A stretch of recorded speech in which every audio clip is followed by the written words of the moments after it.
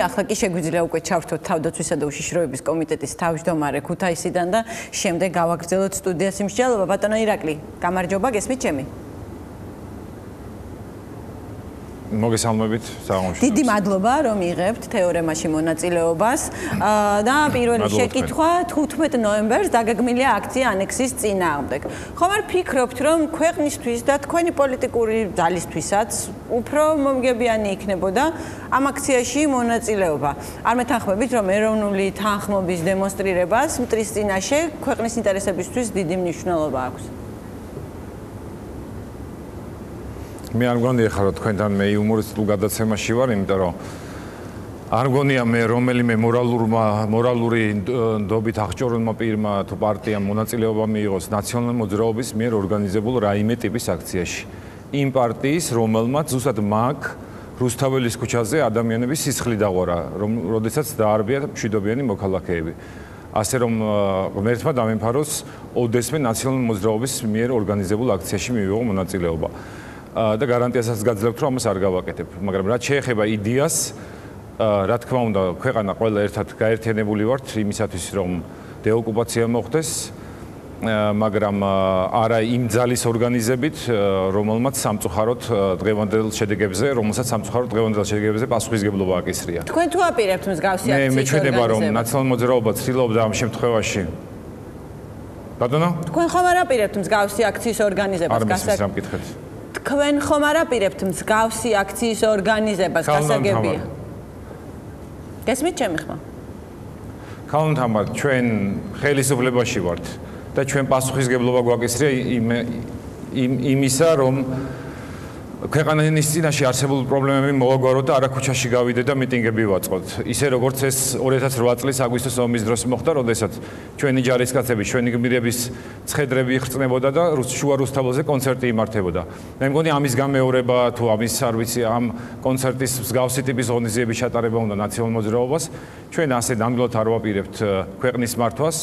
ქვეყანას სჭირდება სერიოზული სტრატეგია, ამისათვის სერიოზული ნაბიჯების გადადგმა და ამას ხელისუფლება აკეთებს კიდევაც.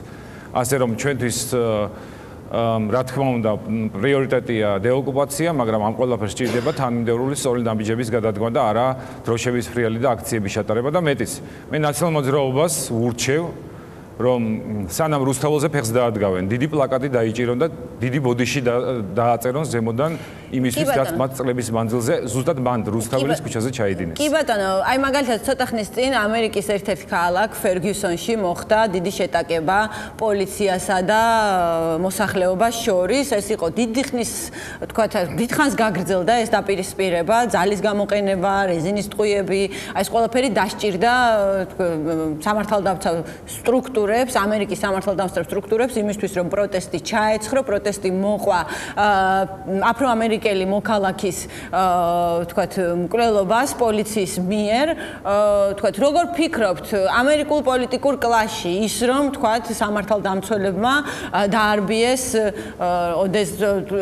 მშვიდობიანი ან ზოგადად პროტესტის მონაწილეები. როგორ ფიქრობთ, შეიძლება რომ ეს გახდეს მიზეზი იგივე დემოკრატებმა და რესპუბლიკელებმა, რომ არ ითანამშრომლონ მაგალითად ისლამური სახელმწიფოს ან რუსეთის წინააღმდეგ? წარმოგიდგენიათ ასეთი რამ? იცით, მე კონკრეტულად ამ ფაქტს არ ვიცნობ, მაგრამ რახან თქვენ იცნობთ, თქვენ დაგიცნობთ შეკითხვას. ხომ არ გახსოვთ ობამამ შემდგომ ბრძანება გასცა, რომ ტელეკომპანია Fox News-ი დაერბიათ, წაერთმიათ მისი მეპატრონისთვის. ხომ არ გაუწია ასეთი ბრძანება? ან მაკეინი ხო არ გამოსულა და ხო არ უთქვას, რომ სულ სამოგთხრით თქვენ აძირლებო? ასეთი რამე იყო, ხო არ გახსოვთ? და თქვენ თვლით, რომ ასეთი პოლიტიკის ამ პოლიტიკოსების გვერდით შეიძლება დავდგეთ და გავაპროტესტოთ ის, რაზეც მათ პირადად პასუხისგებლობა ეკისრა. ანუ გასაგებია, ესე იგი შესაძლებელია დაერბიათ, უბრალოდ ამას მერე რა განცხადებებიც მოყვა, ეს განაპირობებს იმას. გასაგებია, დიდი მადლობა, თქვენი პოზიცია გასაგებია. რუსული აგრესიის ახალი ტალღის ფონზე ქართულ პოლიტიკაში. თუ გინდებათ კითხვაზე პასუხს გაგცემთ და დავამთავრებთ. არა, მე შემდეგ კითხვაზე გადავდივარ, რეპლიკა იყო. ეხლა კითხვას ახლავს ვამ და პასუხი არ გაგიციათ? კი. რუსული აგრესიის ახალი ტალღის ფონზე. არა, წინა კითხვას თუ გინდა გავაგრძელებთ და გიპასუხებ. გააგრძელეთ, კი ბატონო, თუ არ დაგისრულებიათ, მე ჩავთვალე, რომ დასრულებული გქონდათ. კეთილი. კეთილი, მართლაც ეს არის თემა, რომლის გარშემო ქვეყნის გაერთიანება არის მართლაც ძალიან მნიშვნელოვანი, კონსოლიდირებული მოქმედება ქვეყნის მტრის წინააღმდეგ, მაგრამ ეს უნდა ხდებოდეს არა უბრალოდ ისე რომ რაღაცა თემა იყოს შიდა პოლიტიკური დაპირისპირების თუ ნიშნის მოგების. იმიტომ რომ დღეს თუ ნაციონალური მოძრაობა ამ აქციას გეგმავს, იმიტომ რომ სხვა თემა ვერ მოიფიქრა. ვერ მოიფიქრა და ფიქრობს, რომ იქნებ ამ გზით, ამ თემით როგორმე საზოგადოების გარკვეული ნაწილი მაინც მის იდეასთან გააერთიანოს და ეს ასე არ შეიძლება. თუ სურს ნაციონალურ მოძრაობას ხარი დაუჭიროს ხელისუფლებას ანტიანექსიური პოლიტიკის გატარებაში, მას ჩვენ გვჭირდება ამ შემთხვევაში არა გარედან რაღაცა ხელის შეშლა, არამედ გარკვეულ საკითხებში თანადგომა, მაგრამ მე სამწუხაროდ ძალიან ბევრ ადგილას, მათ შორის საერთაშორისო დონეზე ხელის შეშლა დავინახე და ეს არის ზუსტად პრობლემა. ამიტომ ნამდვილად გამიჭირდება ნაციონალურ მოძრაობასთან ერთად რაიმე ტიპის ღონისძიებაში ამ მიმართულებით კი ბატონო, გასაგებია თქვენი პოზიცია. შემდეგი შეკითხვა: რუსული აგრესიის ახალი ტალღის ფონზე ქართულ პოლიტიკაში ახალმა განხეთქილებამ მიჩინა თავი ამჯერად უკვე მართველი კოალიციის შიგნით. საქმე ეხება პროდასავლურ კურსთან ასოცირებულ ადამიანთა ჯგუფს, კონკრეტულად თავისუფალ დემოკრატებს. ხომ არ ფიქრობთ, რომ უკანასკნელი სამთავრობო ცვლილებები ქართულ პოლიტიკაში პროდასავლურ ძალებს ასუსტებს და ამით რუსეთს თავისი მიზნების მიღწევას უადვილებს? ალასანიას გუნდსკულის. პირველ რიგში მოვლენები ერთმანეთს არ შეიძლება ყველა მოვლენა ერთმანეთს დავაკავშიროთ და რუსულ აგრესიის ფონზე ვთქვათ, რომ პროდასავლური ძალები ტოვებენ. სამწუხარო ფაქტია, დიახ, გეთანხმებით, იმიტომ რომ თავისუფალი დემოკრატები იყვნენ და მე შემიძლია ვთქვა, რომ არიან კიდევაც ჩვენი მეგობრები, ჩვენ ერთად ვიბრძოდით, ერთი პრინციპები გვაერთიანებდა, მათ შორის ჩვენ ქვეყნის მშენებლობაში ერთად ვიღებდით მონაწილეობას და ამ მიმართულებით თავისუფალ დემოკრატებს მნიშვნელოვანი წვლილი აქვს შეტანილი. მე დარწმუნებული ვარ, რომ მომავალში ჩვენ ვითანამშრომლებთ ძალიან ეფექტურად ვითამაშროებთ, მათ შორის დასავლეთის მიმართულებით საქართველოს მხრიდან ადეკვატური ნაბიჯების გადადგმებაში. მე ამაში ღრმად ვარ დარწმუნებული, ძალიან კარგად ვიცნობ თითოეულ მათგანს და ეს კიდევ ერთხელ მახარებს. რაც შეეხება მათი ოპოზიციაში გადასვლას, მე ვფიქრობ, ეს უკავშირდება უშუალოდ ბატონ ირაკლი ალასანიას, მის განცხადებებს მოყვა ხელისუფლების მხრიდან ადეკვატური რეაქცია, იმიტომ რომ ის განცხადებები მე ვფიქრობ იყო ბატონი ირაკლისგან ნაჩქარევი და გადაჭარბებული. გუნდი მას გაყვა სოლიდარობის მიზნით, მე მათიც აბსოლუტურად მესმის, მაგრამ მე ვიტოვებ იმედს, რომ ჩვენ კიდევ მოგვიწევს ერთად მუშაობა, იმიტომ რომ ჩვენ მართლაც ძალიან ბევრი რამე გვაერთიანებს. კი ბატონო, ირაკლი ალასანია ნამდვილად არ ყოფილა ამ გადაცემის თემა, მაგრამ არ შემიძლია რომ არ გკითხოთ, რადგან ახლა თქვით, რომ ირაკლი ალასანიამ ნაჩქარები განცხადებები გააკეთაო. ჩვენ მოვისმინეთ მრავალგვარი ეპითეტი და ბრალდება მის მიმართ, რომ ის არის კორუმპირებული, ის არის უტვინო, ის არის უჭკუო, ის არის ავანტიურისტი, ისინი არიან ალიანსში ნაციონალურ მოძრაობასთან და კიდევ ერთი, რაც მე ყველაზე სამართლოდ მომეჩვენა, იმიტომ რომ მეტნაკლებად ჩახედული ვარ, რას აკეთებს ქართული, ანუ რა ხდება საერთაშორისო ასპარეზზე, საქართველოს ვთქვათ, როგორ ვთქვა, წარმოჩენის, უკეთ წარმოჩენის კუთხით, მას დაბრალდათ ის, რომ დასავლეთში ჯერ კიდევ არსებობს აღქმა იმისა, რომ საქართველოში პოლიტიკური დევნა მიმდინარეობს. ამ ყველაფრის ფონზე, ამ განცხადებების ფონზე, რამდენად წარმოგიდგენიათ თქვენ მომავალში კონსტრუქციული თანამშრომლობა? მით უმეტეს, რომ დღეს უკვე გაირკვა კიდევ რაღაცა დამატებით ის საგამოძიებო ღონისძიებები მიმდინარეობს მის წინააღმდეგ. მისი უწყების, მისი საქმიანობის წინააღმდეგ. მე არ ვიცი რა ინფორმაცია გაქვთ თქვენ, დღეს არაფერი ახალი არ ყოფილა, არ ვიცი საიდან მოიტანეთ. რაც შეეხება ბატონ თოდრიასგან არ გისმენიათ, ბატონ თოდრიასთვის, არ გისმენიათ თორდიასთვის?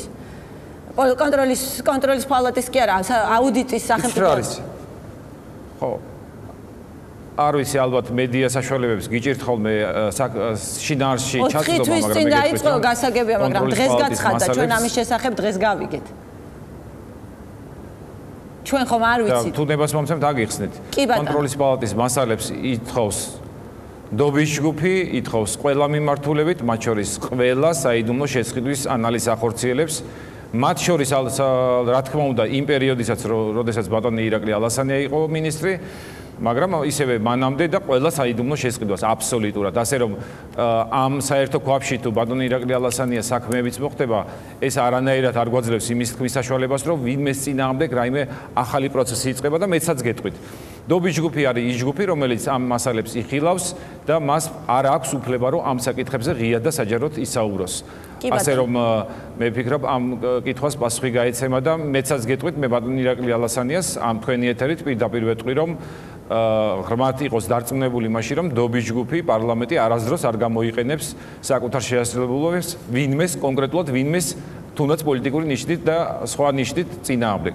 ჩვენ ვაკეთებთ ჩვენ საქმეს და მე დარწმუნებული ვარ, რომ მეტიც თუ ჩვენი სხვა ნიშნები დავინახეთ, იმასაც ღიად და საჯაროდ ვიტყვით ამის გამო არ შეგვეშინდა. თუმცა პროკურატურამ დაგვიდასტურა, რომ კონტროლის პალატის მიერ დღეს დაგვიდასტურა პროკურატურამ, რომ კონტროლის პალატის მიერ დადებული დასკვნის საფუძველზე გამოძიება პროკურატურამ უკვე დაიწყო. ეს შეიძლება გამოგეპარათ. თქვენი პოლიტიკური ლიდერები მათ შორის მეცაც გეტყვით.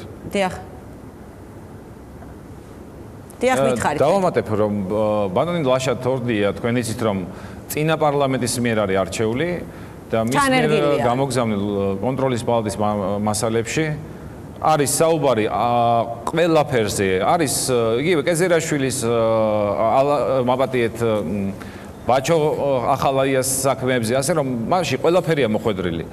და მე მგონი ვერ მეტყვით, რომ აქ რაღაცა პოლიტიკური ნიშნით ხდება, ასე თქვათ, გადახარისხება. არა, როგორ გეკეთება ახალაიას და კეზერაშვილის შეიძლება პოლიტიკური. ეს უშუალო ფუნქცია იყო, ასე რომ მოდით ერთ რამეს შევეჩვიოთ რა.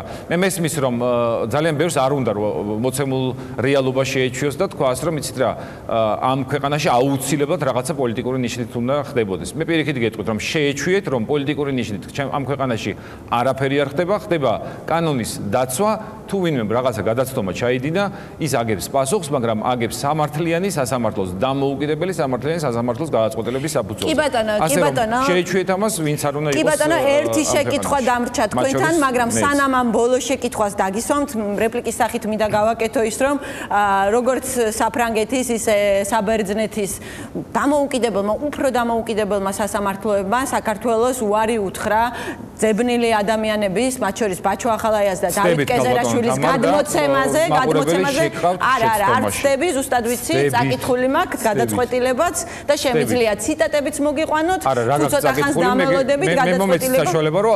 კი ბატონო, მე კითხვის დასმის შესაძლებლობა მომეცით თუ შეიძლება და მე თქვენ გამეცით პასუხი. ესე არ უნდა წარიმართოს. ჯერ მომეცით საშუალება, რომ რაც თქვენ თქვით, იმის კომენტარი გავაკეთებ, კითხვა და მე გააკეთეთ კომენტარი. და სხვისი გადმოცემა, კი ბატონო, დაასრულეთ. თუ გნებავთ უარი თქვა მათ გადმოცემაზე, სწორედ იმის შიშით, რომ საქართველოში არსებობს საფრთხე მათი პოლიტიკური დევნისა, 47 ქვეყნისგან შემდგარი ორგანიზაციის ევროსაბჭოს საპარლამენტო ასამბლეის დეპუტატებმა 107 ხმით დაახლოებით 17 ხმის წინააღმდეგ დაუჭირეს მხარი რეზოლუცია, სადაც პირდაპირ არის საუბარი იმაზე, რომ საქართველოში ადამიანები პოლიტიკური ნიშნით იდევნებიან. ამერიკის სახელმწიფო დეპარტამენტმა 2 განცხადება თუ 3 განცხადება გააკეთა იმასთან დაკავშირებით, სადაც ის უკვე კითხვასაც აღარ სვამს, პირდაპირ პოლიტიზებულს უწოდებს იმ პროცესებს, რაც საქართველოში მიმდინარეობს და ბოლოს უკვე ისიც თქვა, რომ საქართველოს მაღალჩინოსნების და საქართველოს ხელისუფლების წარმომადგენელთა სიტყვებზე ბევრად უფრო მეტყველი მათი მოქმედებებია.